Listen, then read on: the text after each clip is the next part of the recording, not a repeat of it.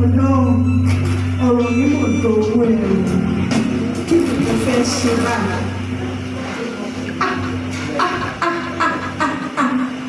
Kí ni mo fẹ́ ṣe ní ìdìbò?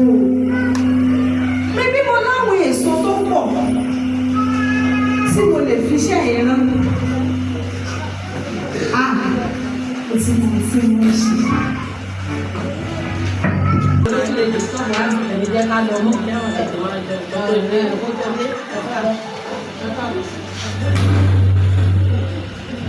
Ìbẹ̀rẹ̀ ẹ̀yìn ọmọ mi.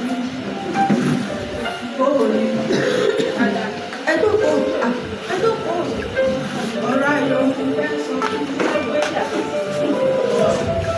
Níbi bẹ́ẹ̀ sí nílẹ̀, ẹ rí i pé ọjọ́ ogbó ti dé.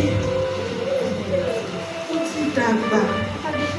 N ò lè ṣe nǹkan kan mọ́.